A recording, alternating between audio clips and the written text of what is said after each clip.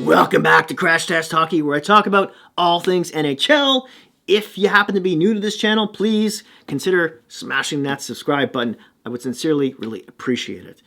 Let's dive right in and let's talk about NHL trade targets in the Central Division, the most notable UFA'S anyways. I'll continue to hit up the other divisions in the following week.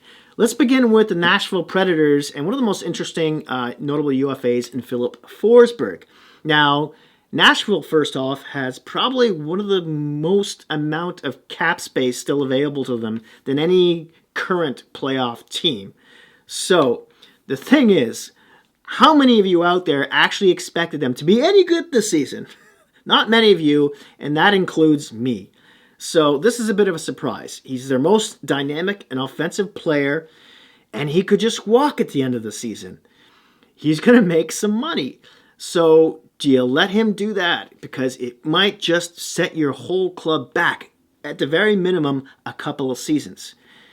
If you don't sign him and you keep him, you've got to go all in. You've got the cap space. You go out and you get some offensive defensemen, a depth D maybe, and definitely a goalie to help out Saros, because I don't think you want your backup to be David Rittich. He's more of a third stringer. Now, in St. Louis, the notable UFAs are David Perron, Ville Husso, who's having a really good year as the backup goaltender there, and there's Tarasenko, who's still signed, but of course he wanted a trade. That's not happening to the offseason. I think we all realize that.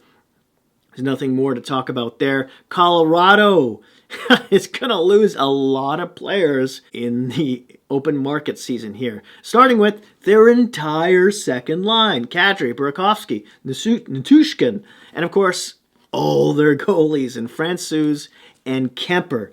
So they'll definitely be in on players, but obviously, they're not going to be letting any of them go. And lastly here, the Minnesota Wild. I'm pretty sure they're going to make the playoffs. Goligoski is the only notable UFA there. He's really gelled well with the rest of this team on defense. Now, let's begin with the other four clubs who I think are more likely to miss. Starting with the least likely in the Winnipeg Jets. They can definitely still grab hold of one of those wild card spots at the very least.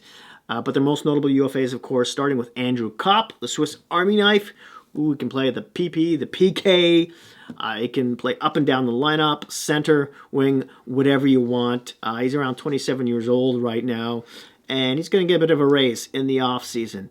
Then there's Eric Comrie, the backup goaltender, who has only played 7 games, but it's got a .914 save percentage, who would make a nice depth addition for any club. And lastly, Paul Stastny. Enough said there, right? He can play center, he can play wing. He's a creative forward. Let's move on now and talk about Dallas, who has played some really good games this year against good competition, and then they've just gone on these long stinkers and losing a ton of games. And they could still get into the playoffs, but it's going to be really difficult. The Central's really tough. Luckily for them, the Pacific isn't, so, a wild card spot is possible, but it's still not going to be easy. Let's talk about Joe Pavelski first off, right?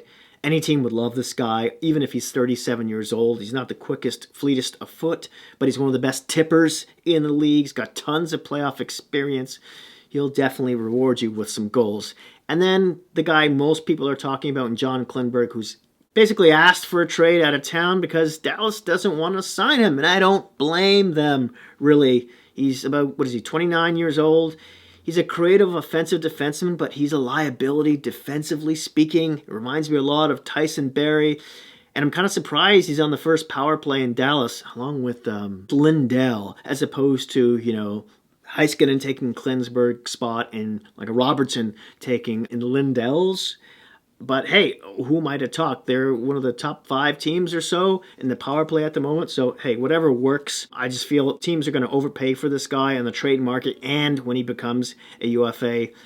Not saying he can't be useful.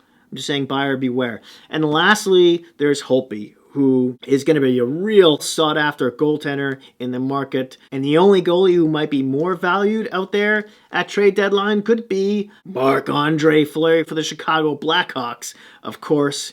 I know there's a big cap hit here, but there is for most of these guys that I'm talking about. There would have to be some maneuvering, some salary retention, maybe even having a third team involved.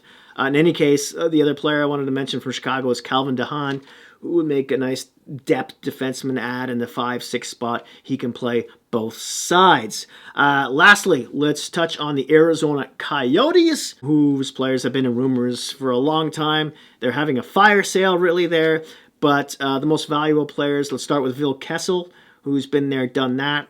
He can definitely add offense from the first line to the third line. He's got a great shot still and is a pretty decent playmaker. Then there's Lawson Krause, who's an RFA, but he's been in the rumor mill as well.